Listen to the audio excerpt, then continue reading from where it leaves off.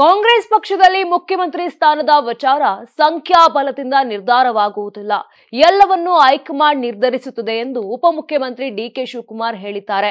ಇತ್ತೀಚೆಗೆ ದೆಹಲಿಯಲ್ಲಿ ಸಿಎಂ ಸಿದ್ದರಾಮಯ್ಯ ಮುಖ್ಯಮಂತ್ರಿ ಆಯ್ಕೆಯಲ್ಲಿ ಯಾರ ತೀರ್ಮಾನ ನಿರ್ಣಾಯಕ ಎಂಬ ವಿಷಯದ ಕುರಿತು ನೀಡಿದ್ದ ಹೇಳಿಕೆಗೆ ಡಿಕೆ ಶಿವಕುಮಾರ್ ಕೌಂಟರ್ ನೀಡಿದ್ದಾರೆ. ಶಾಸಕರ ಬಲಾಬಲದ ಮೇಲೆ ಮುಖ್ಯಮಂತ್ರಿ ಸ್ಥಾನ ನಿರ್ಧಾರ ಆಗುವುದಿಲ್ಲ, ಹೈಕಮಾಂಡ್ ಮಾತೆ ಅಂತಿಮ, ವರಿಷ್ಠರು ಹೇಳಿದ್ದನ್ನ ಕೇಳಬೇಕು, ಹೈಕಮಾಂಡ್ನವರು ಏನು ಕೆಲಸ ಕೊಡುತ್ತಾರೋ ಅದನ್ನು ನಾವು ಒಪ್ಪಿಕೊಳ್ಳಲೇಬೇಕು ಎಂದಿದ್ದರು.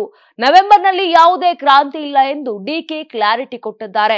ಕಾಂಗ್ರೆಸ್ ಪಕ್ಷದಲ್ಲಿ ನಿರ್ಧಾರಗಳು ಹೈಕಮಾಂಡ್ ಮಟ್ಟದಲ್ಲಿಯೇ ಆಗುತ್ತವೆ, ಸಂಖ್ಯಾಬಲದಿಂದ ಯಾವುದು ನಿರ್ಧಾರವಾಗುವುದಿಲ್ಲ, ಹೈಕಮಾಂಡ್ ಎಲ್ಲವನ್ನೂ ನಿರ್ಧರಿಸುತ್ತದೆ. ಯಾರನ್ನು ಎಲ್ಲಿಡಬೇಕು, ಯಾವಾಗ ಸ್ಥಾನಮಾನ ನೀಡಬೇಕು, ಎಷ್ಟು ದಿನ ಕೊಡಬೇಕು ಎಂಬುದನ್ನು ಸಹ ಹೈಕಮಾಂಡ್ ತೀರ್ಮಾನಿಸುತ್ತದೆ ಅನ್ನೋ ಮೂಲಕ ಅಹಿಂದ ನಾಯಕ ಸಿದ್ದರಾಮಯ್ಯಗೆ ಮಾತಿನಿಂದಲೇ ಮೊಟಕಿದ್ದಾರೆ.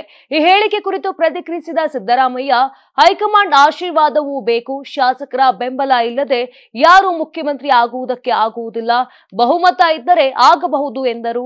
ಔತಣಕೂಟಕ್ಕೂ ಸಂಪುಟ ಪುನರ್ರಚನೆಗೂ ಯಾವುದೇ ಸಂಬಂಧ ಇಲ್ಲ, ಆಗಾಗ ಊಟಕ್ಕೆ ಕರೆಯುತ್ತೇನೆ, ಊಟಕ್ಕೆ ಕರೆದಿದ್ದರಲ್ಲಿ ಯಾವುದೇ ವಿಶೇಷವಿಲ್ಲ, ಮಾಧ್ಯಮದವರಿಗೆ ಹಾಗೂ ಬಿಜೆಪಿಯವರಿಗೆ ವಿಶೇಷವಾಗಿದೆ ಅನ್ನೋ ಮೂಲಕ ಪಿಕ್ಚರ್ ಅಭಿ ಬಾಕಿಯೇ ಅನ್ನೋ ಮೆಸೇಜ್ ನೀಡಿದ್ದಾರೆ.